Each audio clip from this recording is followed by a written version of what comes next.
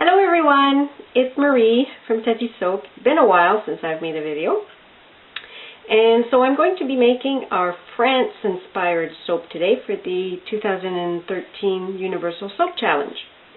So again, we're starting with some oils. I'm going to add the lye. And my inspiration for France is, I went to France several years ago, and the one thing that really struck me was the rolling hills, not so much rolling hills, but all the different types of fields. For example, when we were near Dijon, all the mustard fields, bright yellow, and then they have, of course, Grasse, which is a very busy center for the perfume industry, and so all the lavender fields that grow there, and of course all the wine industry, of course all the what am I trying to say? Gosh, it's Sunday afternoon on the long weekend, so it's my mind's a little bit not really focused, but they have all the wine, the vineyards and the vines, and so all the different colors associated with the different crops that they grow. So I thought I'd make a soap that's colored, it's got partly yellow for the mustard, partly violet for the lavender, and green for all the vineyards. And so we've got our mix here, and let's stick blend it a little bit. This is very strange. Since I haven't made soap for a little while, it feels like I have no idea what I'm doing.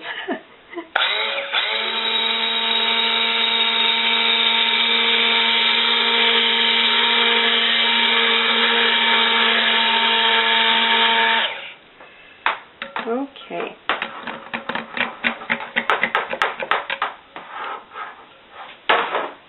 As far as scent, I decided to go with not lavender. I've made so many lavender soaps in the past, I thought this is too obvious. So I used a mixture of petit grain, rosemary, and litsea. So it's got a citrusy green scent to it.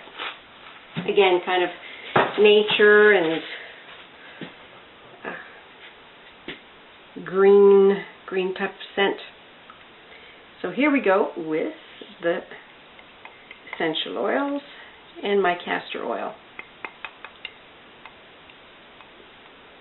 Of course, France is such a well-known country. It wasn't hard to pick something to use for my inspiration for the soap. I also thought I would do a swirled mica, or mica swirl on top with gold to represent like the opulence of the Renaissance period. If anybody's ever been to Versaille and have seen the chateau and all the different rooms, you'd be awestruck with all the gold and the gilding involved. So I thought I'd put a little bit of gold on top of my soap just to kind of symbolize that. So that was during the Renaissance, which was all the Louis monarchs. Now, of course, France is no longer a monarchy, it is a republic. So I thought, what is a republic, really? So I looked it up on Wikipedia, and a republic is actually a country where the government is elected. So it's not a monarch, like England is not a monarchy. England is not a monarchy. It is a monarchy, it is not a republic. But France does not have a king anymore, so it is a republic.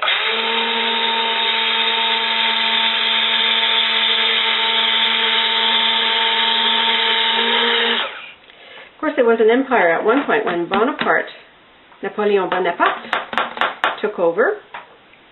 And, of course, he waged war against the Russians, and he went to Egypt. Tried everything to expand his empire. And one thing that people don't really know is that Bonaparte was actually the very first Egyptologist. And I'm just going to be kind of stir this while I talk, because I think this is really interesting.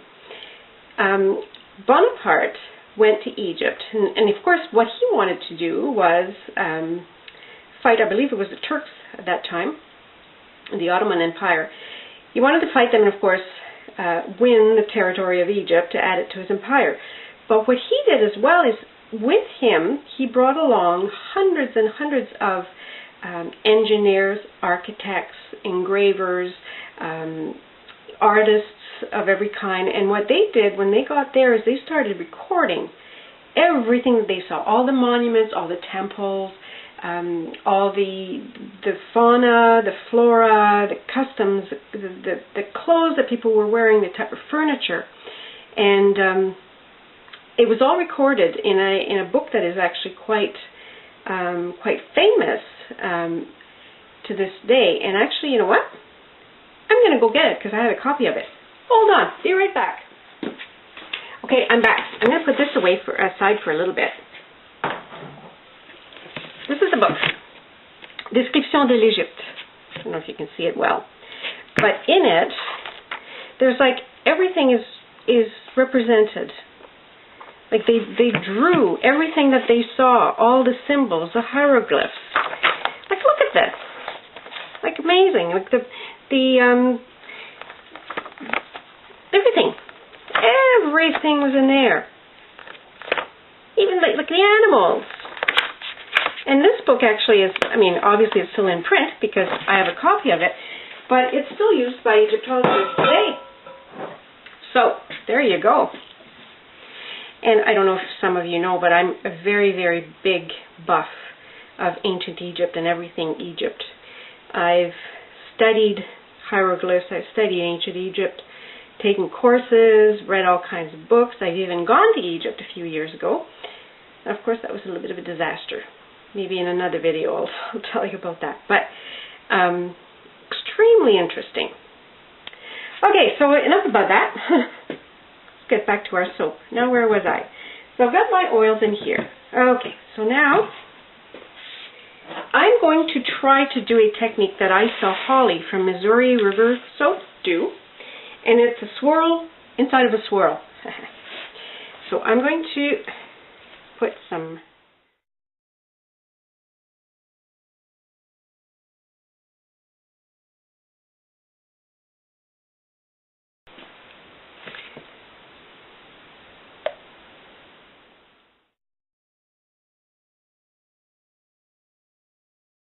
Now, we're going to take this, and I've got my yellow oxide in here.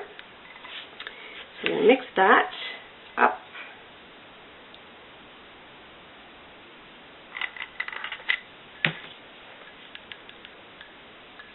Actually, I'm going to get a nice old spatula to mix this.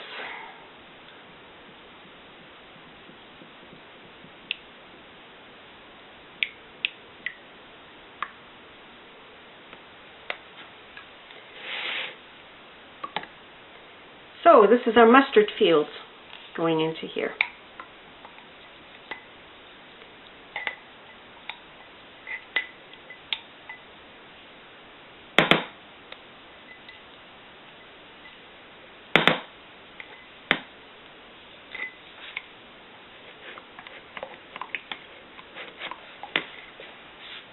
Not overly yellow, but nicely yellow enough. Blend this a little bit, give it a little bit of a...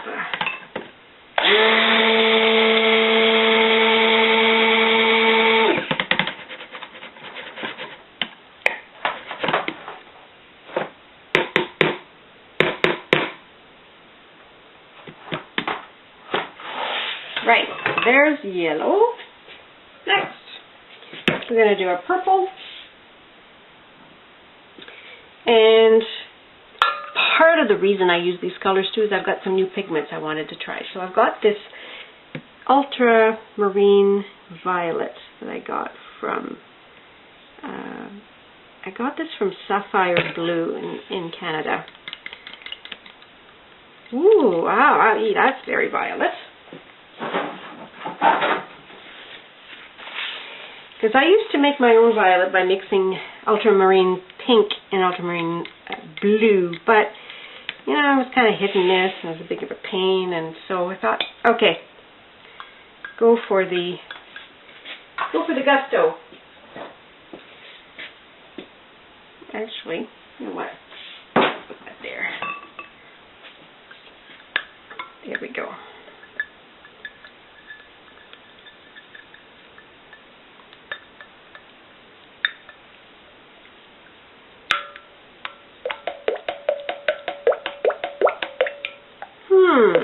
Wow. Now my batter was a bit yellow, so this is kind of a, it's actually kind of a gray, oh for heaven's sake, grayish,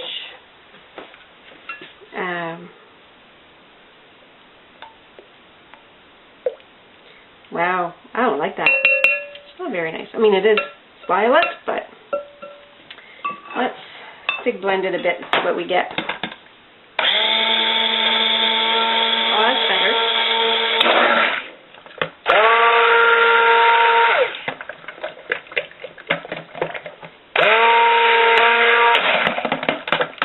Kind of clumpy though.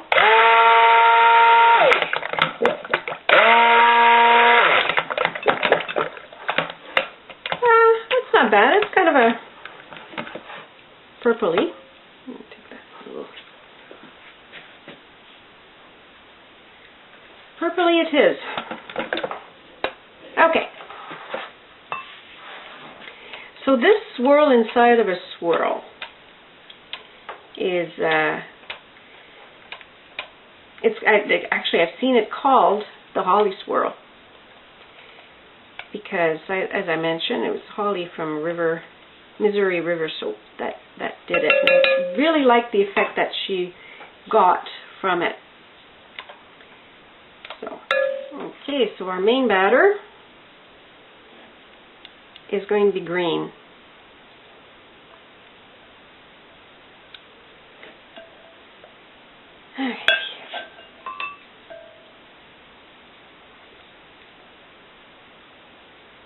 And again, I've got a new green, and it's a hydrated chrome oxide. It's more of a blue-green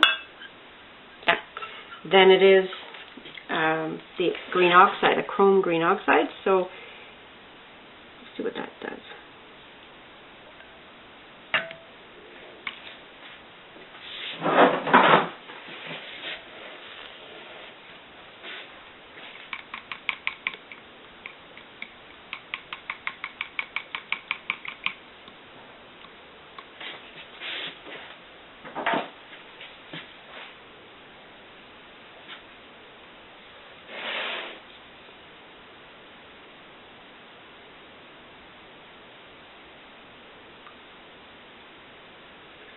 Yummy, yummy greens.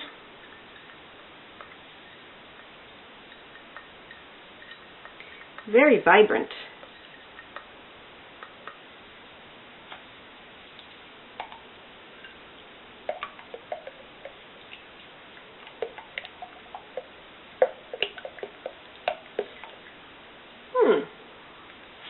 Kind of lost its vibrancy there. It's green, but it's similar to the chrome green. Alright, let's stick blend it and see. Let's clean up first.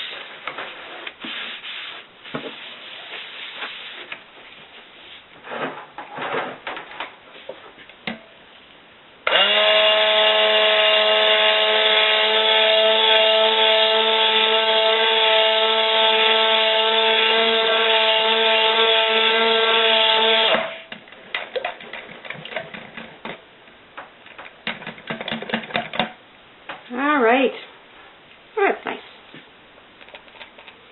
It's a bit lighter than I thought, but I'm not going to bother adding more to it. It's nice as it is.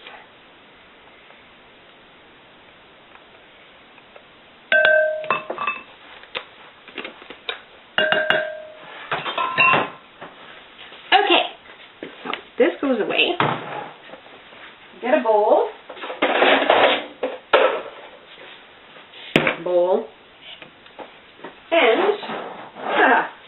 we get our pink and purple, which is actually set up a little bit.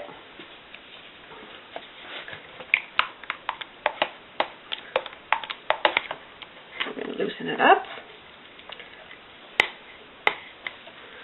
And loosen up the purpley.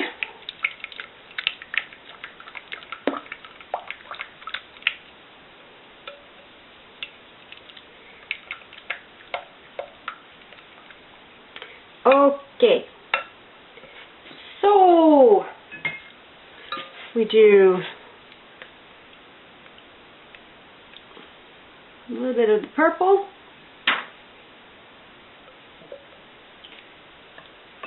and we alternate different colors. Wow, not much of a swirly.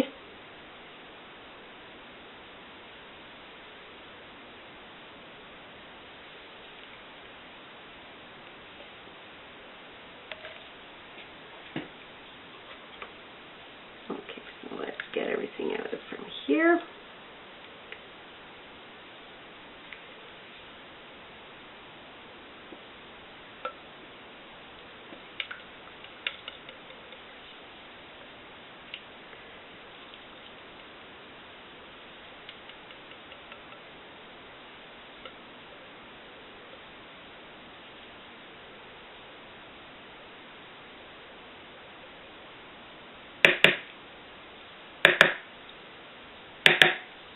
I must say, Holly's mix looked a lot nicer than this.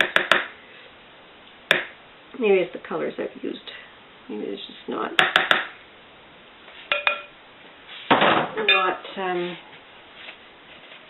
distinct enough. I don't know. Some more of this in there.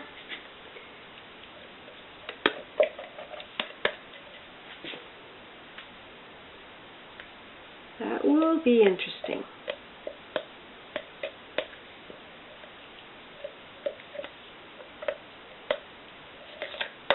Okay. It's kind of like a swirl in the pot swirl without the actual, because I'm not going to mix that in. I'm just going to leave it like that. Going to get the bowl, the mold here. Do half of the green in there.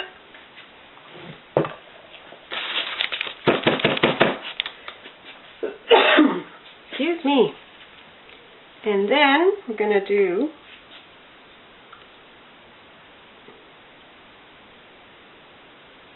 that. I don't know what to call it, actually. And then some... Marie, stop making a mess.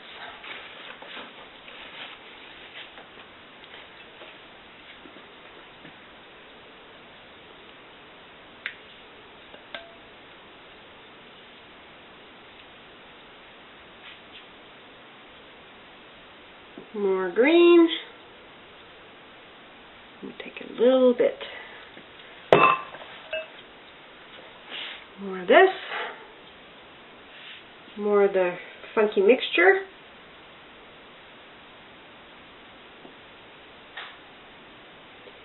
And then, don't really want to mix it in the bowl, but I'm going to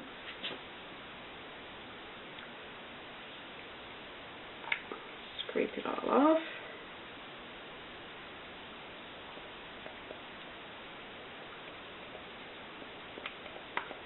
Can't say I'm a fan of this purple.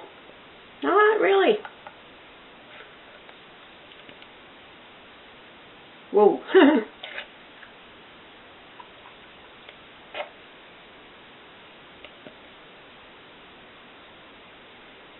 And again, I'm not going to mix it in any more than that inside. We'll just have to see what it ends up looking like.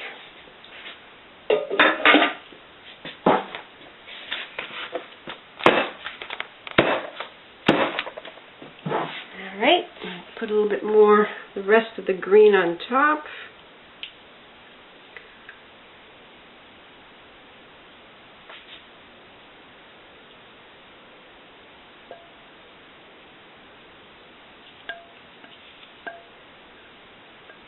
smells really nice though. It's a very green with a slight amount of citrus scent to it.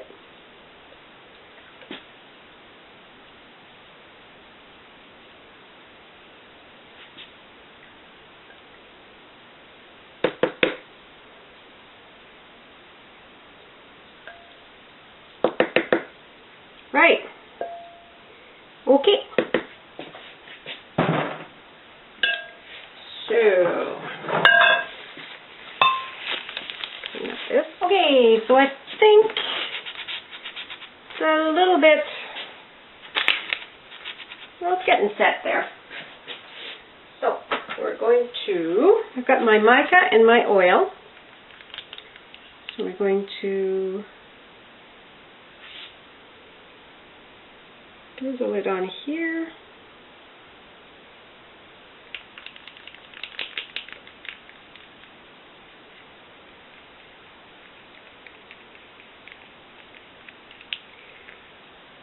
There.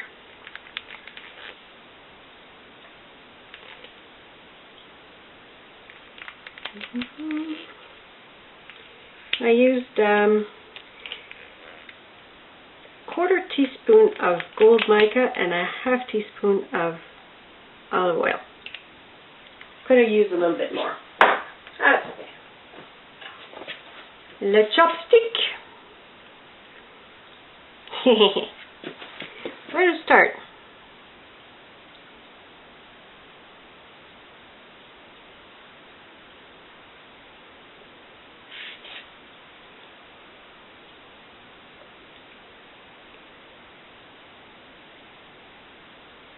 There. Just a little bit more of a swirl down here.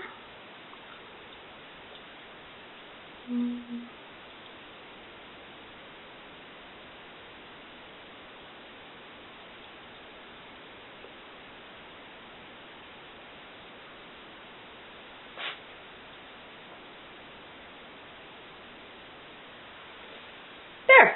Not a bad looking thing. I might say, I don't like the purple, which isn't really purple, it's more like a gray. But we're going to put it to bed and unmold it tomorrow. And cut it tomorrow, and we'll see what it looks like. I'm going to put some alcohol on it. I know this is going to gel, because I'm going to insulate it very well.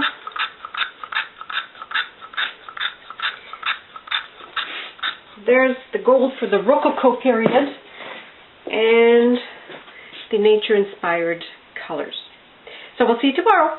Bye for watching. Bye for watching? I've not even been drinking yet. Thank you for watching. Bye for now.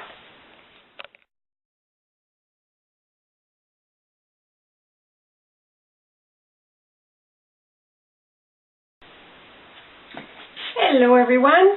Okay. This is French countryside. I don't know how well you can see it.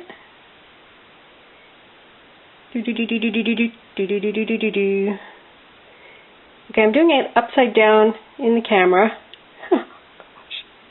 Okay, so you get an idea of what it is. This is the sides. So the color actually came out quite nice. It gelled, so it pronounced or deepened the colors a little bit. Don't know yet about the purple. We'll see when this gets sliced. There. All right.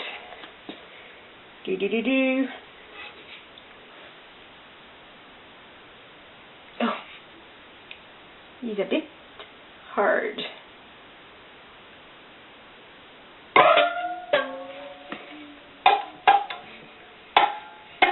Okay, let's have a look. Okay, so, well, that's interesting. Oh, look at that! Hee. That is neat. It's a little bit softish still, but yeah. My yellow isn't so yellow, it's more white. Oh well. And there's the top. You see the top. Top. Brown making all kinds of shadows. So here we go. I quite like this. That's neat. I like that. And actually I really like the green. It's kind of like a jade green now. Not so much vegetation green, but it's wow. Very interesting. I do like the effect. And the purple actually kind of deepened a little bit. It's still kind of a grayish purple, not so much, I don't know, not so much reddish in it, more bluish, but hey, look at that. That looks like a dolphin. Kind of, maybe not.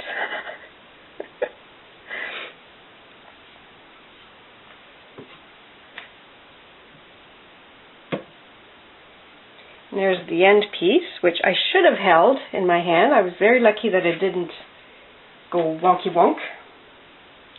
Actually, I'm going to put these aside over here. Clean my cutter.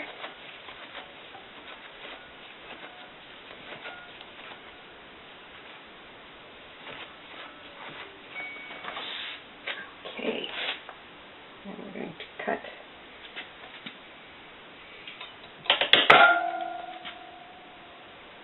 There's the end piece there.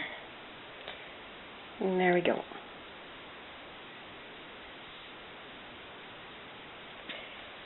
Yeah, the yellow, not so much.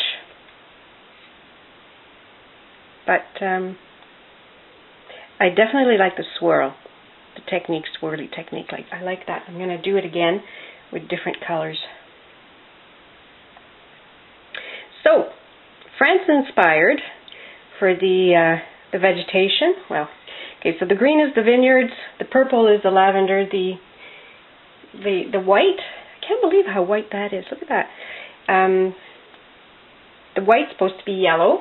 It's supposed to be the mustard field, and then the gold on top for the Renaissance period, which was very opulent, and that's where the Rococo style came from for all the furniture and whatnot. So there you have it. Thank you for watching.